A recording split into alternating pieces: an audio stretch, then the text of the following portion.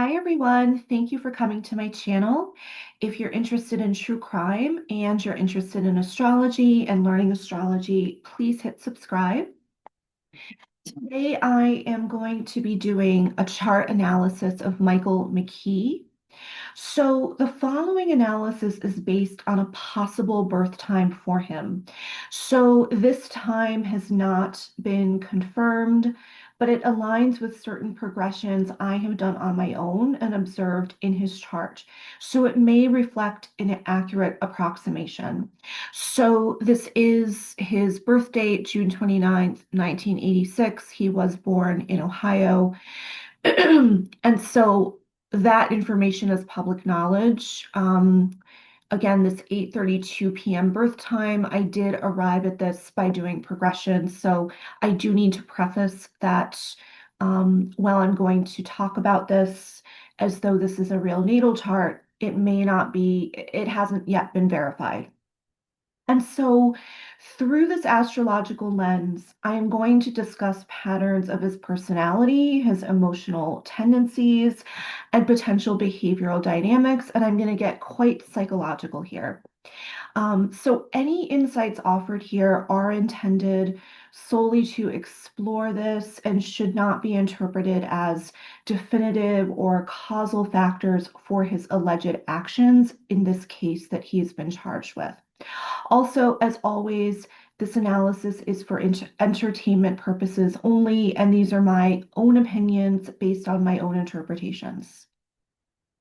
So with this particular birth time, we can see that he may have Neptune on his ascendant at 4 degrees of Capricorn. And so what this could mean is that others have a difficult time reading him. He may even fade into the background a little bit. And different people may experience different versions of this person.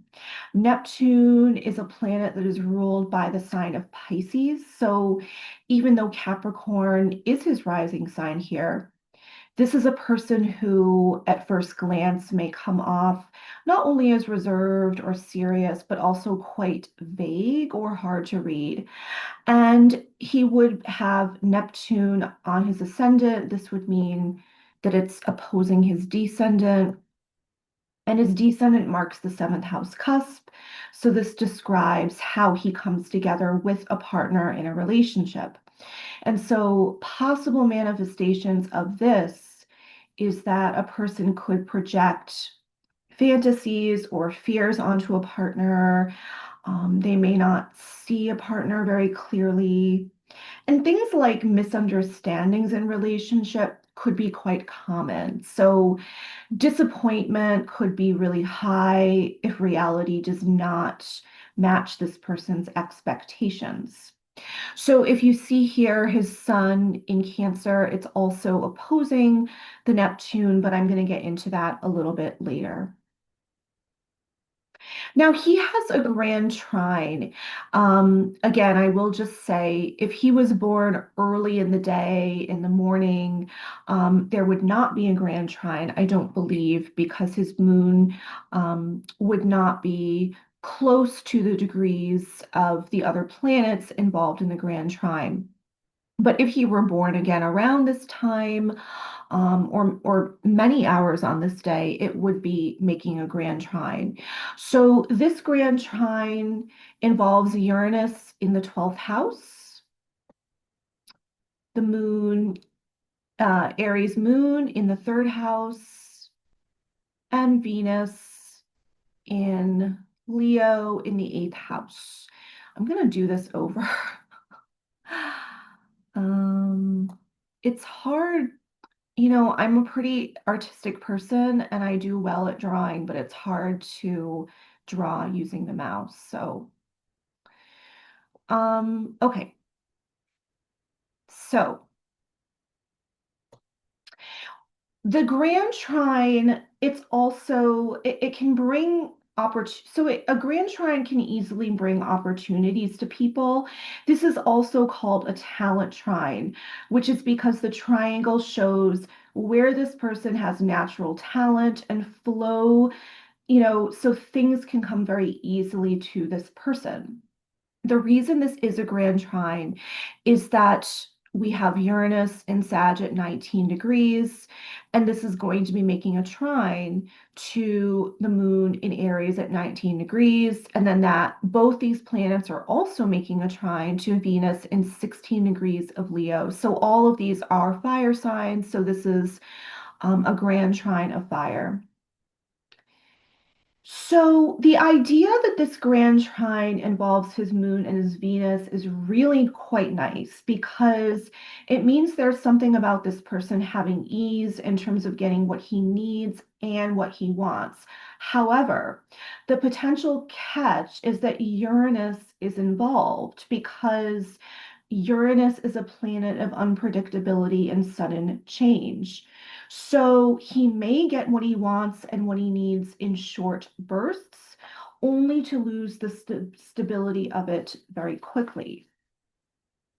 So I think this may align with the fact. So I was doing a bit of research and there's not much information out there, but I believe it's public knowledge that he was actually adopted, and that he grew up. It sounds like from birth, basically. I don't know if he was with his birth mother for a while and then he was taken or what, but he did grow up with a very loving family that adopted him. So I'm bringing this up because I think this grand trine may actually align with the fact that he was adopted. And the moon represents the mother or a maternal figure. And so, one potential manifestation of this grand trine is that Michael had a short window of opportunity related to feeling attached to his mother, but then things suddenly shifted and she disappeared. And the disappearance factor has to do with Uranus, which is in the 12th house. So he may feel very unsure about where his mother is, what happened. This is a hidden house from him, it's hidden from him. So the moon may also represent women or projections of the mother onto women in his personal life.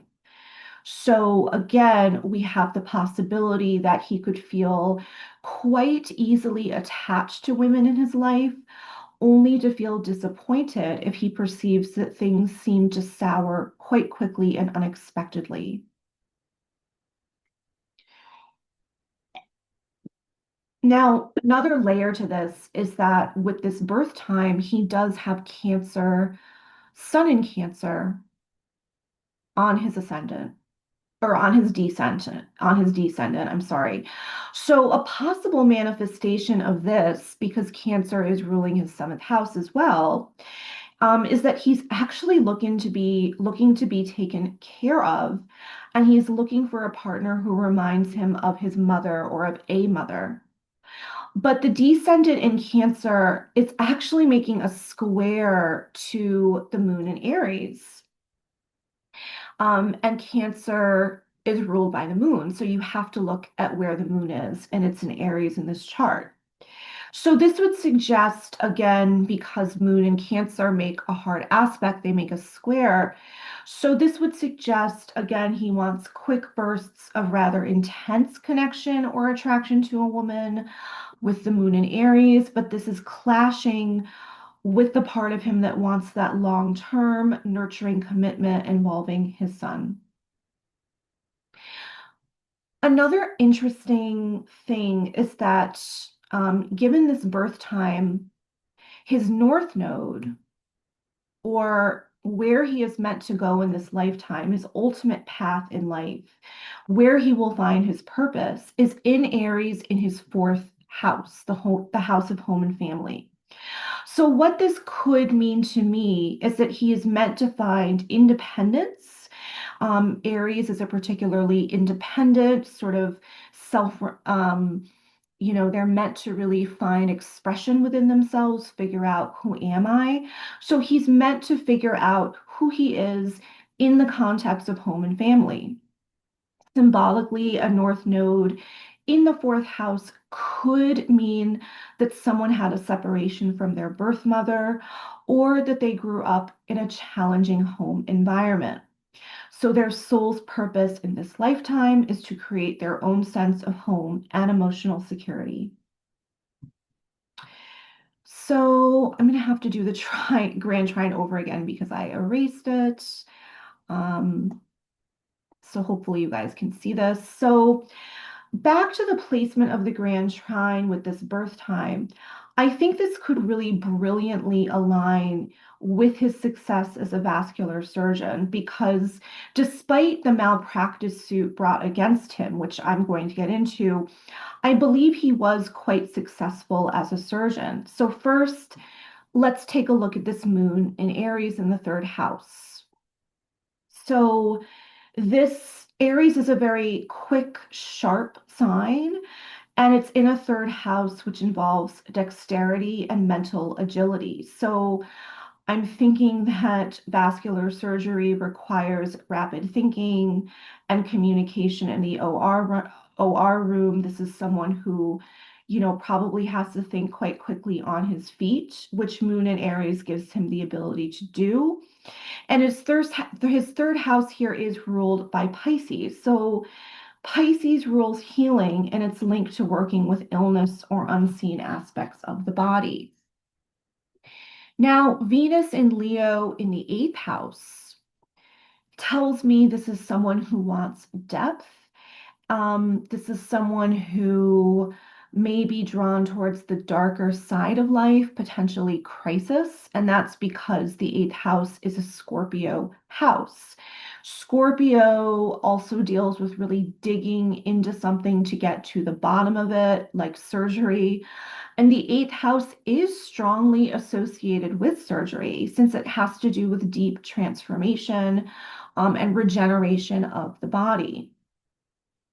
The eighth house also rules major operations, and his Venus in Leo here is important because Leo rules the heart, the aorta, and the major blood vessels. So again, he's using the energy great here. Now, Uranus in the 12th house tells me this is someone who could bring innovative thinking into a place of healing, so a place like a hospital, and he can quickly shift to be able to handle unexpected crisis or taking care of what we cannot see, right? So what's hidden in the body. So we can't see the heart, we can't see blood clots, we can't see the inner workings of the vein unless a surgeon opens us up. So again, this could be a very, very fitting placement for him here in terms of his profession. Now, another possible manifestation of this grand trine is that he controls Uranus. So, in other words, he easily gets and takes what he wants in short bursts. And then he has, what's the word? I guess he has an opportunity or a desire perhaps to disappear. Now, I'm thinking this could also go in the other direction, and he may also suddenly reappear and have a window of opportunity to easily get it is that, whatever he wants, whatever he needs. So the Uranus just indicates things are going to be suddenly shifting. He could be here now, he could be gone later, vice versa. Um, and so going with this first idea, I believe this could have something to do with why it's public knowledge that he got away with moving and not having to answer to the malpractice lawsuit. So the energy of this grand trine presented him with a chance and the ability to successfully disappear, especially since Uranus is involved in it, as are Venus and the moon. So it brings in what he needs and what he wants. So if you're not familiar with the story of the malpractice lawsuit, there were claims that he failed to train a physician's assistant a few years ago who ended up injuring a patient during surgery. And so he was served with a malpractice lawsuit, but it's also public record that he disappeared from the state and no one could find him, so he could not be served. So I feel like symbolically this could be a possible manifestation of his Uranus in the 12th house. Because again, the 12th house is a Neptunian house, it's a hidden house. So Uranus was associated with him taking sudden action to flee. And the 12th house was tied to his desire to disappear and become invisible. No one could find him. This Uranus in Sag is interestingly ruled by Jupiter in the third house. It's actually right on the border here. And this is making a nasty little square. So, something just popped up. Okay. So this is going to be making a square because this is Uranus is at 19 Sag and then Pisces is at 22. I'm sorry, Jupiter is at 22 Pisces. So, first of all, Uranus in Sagittarius means this is someone who could strongly value freedom and doing things his own way. Again, being that it's in the 12th house could mean that this is an individual who may want to avoid being seen, visibility, accountability. So, with Jupiter in the third house, this is an individual who the third house is a house about communication, potentially teaching others. But in this case, Uranus and his need for freedom, possibly rebelling against normal structures, it's going to clash with the responsibility he may have to share his knowledge or to teach the assistant. So, in other words, the Jupiter says to him, we have to be responsible and teach this person, we have to guide her. I wouldn't be surprised if he actually saw the student as Jupiter, since when you are dealing with a square, it is quite easy to project the energy of one of the signs in a square onto the other person. So he may be feeling, um, or actually, I should say, it's quite easy to project the energy of the planet onto the other person. So he might feel pressure from the student or from the hospital to mentor her, guide her. But then his Uranus tells him, I'm too busy for this obligation. They can figure it out themselves. So adding on to this grand trine, another potential pitfall here is that this grand trine could actually be considered a kite. So I'm going to take you guys through this slowly. So this is because both Venus and the moon are making a sextile to Chiron in Gemini. And then Uranus in Sag is making an opposition to the Chiron in Gemini. So the tail of the kite involves this opposition. So interestingly, I'm going to go over that a little bit more. I'm just going to get through Chiron in the sixth house first. So interestingly, his Chiron is in the sixth house here. So this adds another layer of complexity because this could manifest as him having a rebellious approach to work or to day-to-day routines. So he may avoid or resist day-to-day obligations. And this could also be a reason why he failed to train the physician's assistant. Chiron represents the wounded healer, so it could actually be healing for him to teach, especially because Chiron is in Gemini. Um, but if the energy is not used productively, he may avoid teaching or communication because it could trigger some kind of insecurity he has. So perhaps he feels inadequate around communication. He does have Saturn in his 11th house, which kind of indicates that. If you have Saturn in your 11th house, you kind of keep to yourself, or you tend to, you may have very few friends, very few people you can trust. Um, and by the way, Gemini can tend to get bored quite easily. So they like having options and having flexibility. So the repetitive nature of mundane tasks like teaching are things someone with Gemini ruling the sixth house could really not tend to like. And Mercury in Leo is the planet that is ruling the sixth house because Mercury rules Gemini. And so I feel like it's going to be hard for him to not want to do what he wants, not want to treat himself and give himself the day off, for example. This is not a Mercury in Capricorn that would push back on this or could push back on this and say, no, you must take responsibility and do the work. So I want to explain what a kite is to people who may not know. So in astrology, a kite looks like this, and it's a special pattern in the chart that always does start with the grand trine. The kite, of course, it involves the sextile, and then it gets its name from the fourth planet, which Chiron is not a planet, but I think we have to consider it in this case. So the kite gets its name from the fourth planet, or in this case, asteroid that sits opposite one of the planets.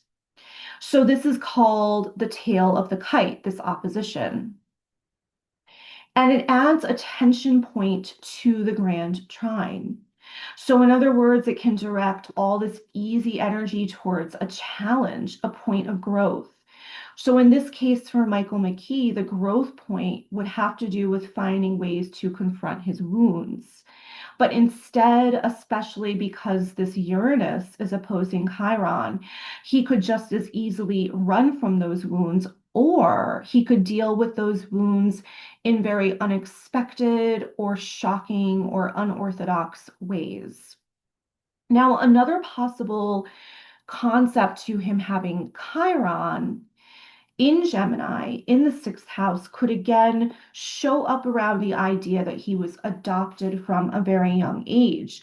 So I say that because the sixth house is about daily care routines. And as a very young child, that would mean who tends to you regularly when you're very little? It's the system of care. So a possible manifestation of Chiron in the sixth house could relate to the functions of being cared for by a mother.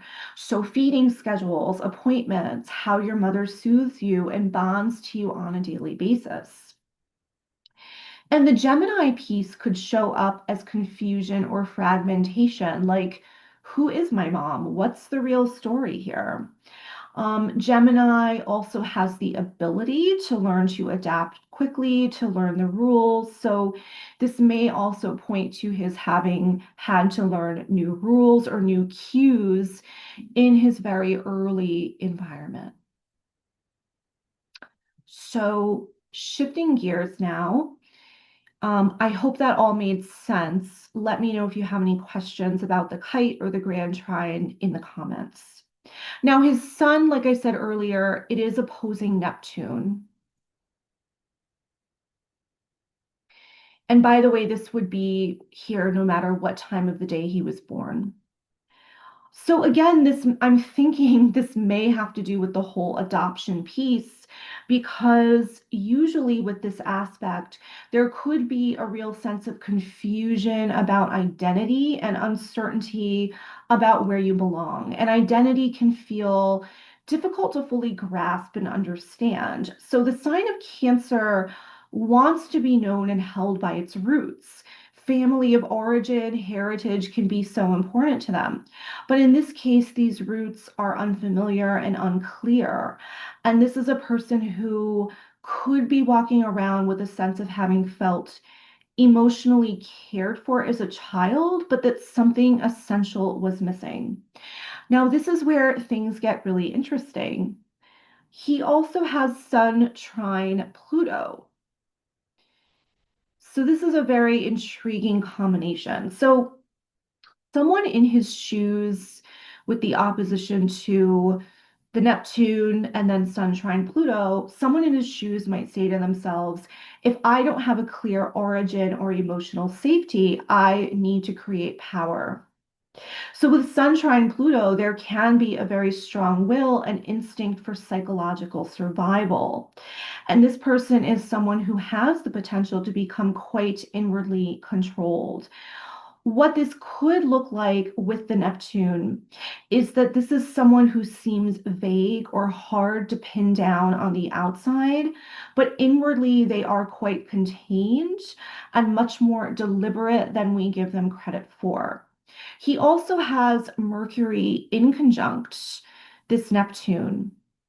So in conjunct means that these two planets have absolutely nothing in common. So that would mean with Neptune in conjunct Mercury that his style of communication may show up as quite unclear to others. It's hard to make sense of him. But with Sun trine Pluto and Mercury square Pluto, this can be a game changer because this could manifest as someone being quite strategic, actually, in their style of thinking and communication. Um, In other words, the foggy, nebulous language of Mercury in conjunct Neptune could be a deliberate tactic. So, this is someone who could choose to be unclear and really pull it off in order to hold on to possible secrets, to mislead others. So, it's possible that even when he seems vague, that the manifestation of this energy brings an intentionality to his lack of clarity. So, in other words, the fog here may be a defense, not necessarily a weakness. So, I want to talk about his Mars at 20 degrees of Capricorn. It does show up in the first house in this chart. So, I mean, with this chart time, interestingly, despite his not taking responsibility to train someone, he is seen as someone, especially in the beginning, who is a hard worker, someone who has really built himself in this industry. And he has a Capricorn ascendant with this birth time. So his chart ruler is Saturn in the 11th house, which I mentioned before. Um, and so Saturn in the 11th house could mean he has the ability to build a long-term career involving working with others in group settings. But another possible manifestation of this placement is that he might experience feelings of frustration or restrictions when it comes to working with others. Now, interestingly, the Saturn is making an inconjunct to his sun. He has quite a few inconjuncts. So this means that the energy of the two planets, again, have nothing in common. So in this case, we could surmise that he could feel quite restricted in terms of expressing himself. There could be a real mismatch between what he feels compelled to do on his own versus the obligations that he feels he is expected to perform. The two just do not align. So this does bring me back to Mars. I'm sorry I went on a bit of a tangent there. Um, because one of the aspects his Mars is making is that this is in conjunct Venus in Leo,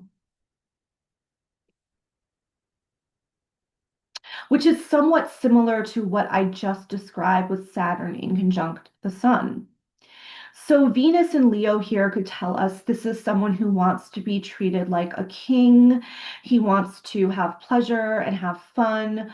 Well, this Mars in Capricorn is like, what's fun? What does that mean?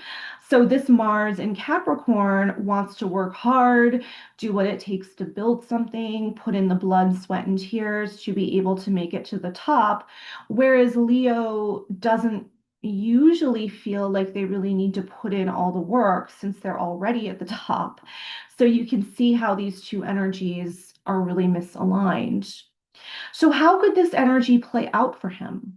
The obvious answer is that he may struggle in his relationships because Venus has to do with harmony in your relationships.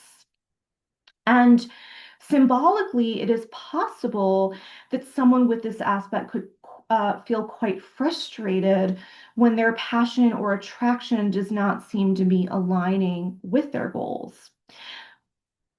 But interestingly, a possible manifestation of this aspect is that someone could find themselves going above and beyond for someone they want to love them or like them, So again, makes me think about that early loss of his biological mother.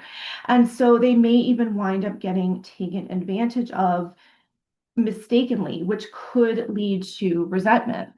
So imagine you're new at a job and you want to make a good impression. You may start volunteering to do all the manual labor, the heavy work, and after a while, the work automatically gets put on your plate. Not because you're being singled out or looked at as a bad worker or anything, but because it's automatically assumed that you want to do all that heavy lifting. So someone could feel very resentful when this happens. And especially with someone whose Venus is in Leo, because typically they're going to want to be pampered and they're going to feel very easily rejected if they sense that they are doing more than their partner is.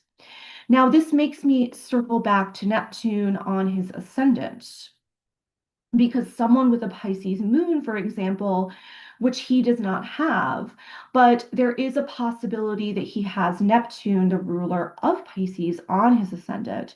So this could translate into someone saying to themselves, I kept giving because I felt it was the loving thing to do, and now I feel depleted and unseen. And I will just say this sun in Cancer is trine Pluto in Scorpio. So for those of you who are knowledgeable in astrology, you probably know what I am inferring when I say that.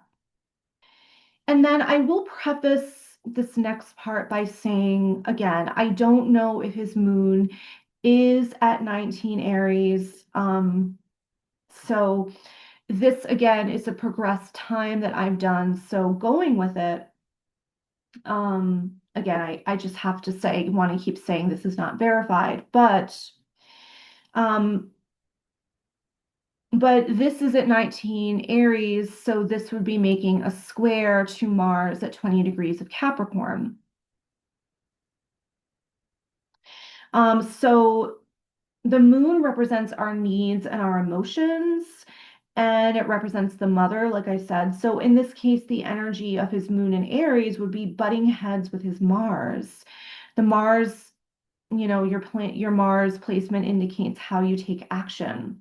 So when you have moon square Mars, someone may experience impatience, impulsiveness, or difficulty controlling emotional reactions, especially under stress. So in general, this aspect can sometimes show emotional volatility, and in some cases, if someone has moon square Mars, it could manifest as anger or aggression towards women or towards a maternal figure, especially if you're projecting qualities of a mother, maternal figure onto a female. So, psychologically speaking, from what we've covered so far, I see this person as having had very intense early disruption of attachment from his mother, but there is a part of him that has learned how to master the art of self-reliance and not getting too close. But deep down, what he may not be as in touch with is that there are still these wounds around who am I, early attachment to a caregiver, and this could be leaking out for him in unpleasant ways because I'm not so sure he is in touch with those deeper feelings. So the last thing I want to talk about is this pattern that we're seeing yet again.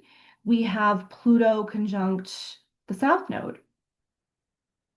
And this person's Pluto, so the person's Pluto conjunct South Node in general, what this means is that they're really wanting to end themes associated with the South Node.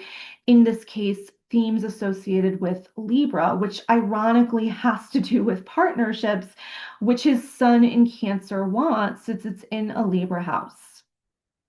So ultimately, however, his goal is to get to this North Node in Aries, which can be solely self-focused. The Pluto is not going to make it easy for him to get there, and something really big, really kind of transformative may have to happen in order for him to reach that path. So I know that was a lot. That was very psychodynamic. And so let me know what you guys think of my analysis. Please let me know if you have any questions. I know this was chock full of information that people newer to astrology may not quite grasp, like the kite and the grand trine. So do let me know if you have questions. I'm happy to go over things in the chat. I respond quite quickly when people comment. Thank you as always for your support. You have no idea how much it means to me. I really love hearing that, and I love hearing from all of you.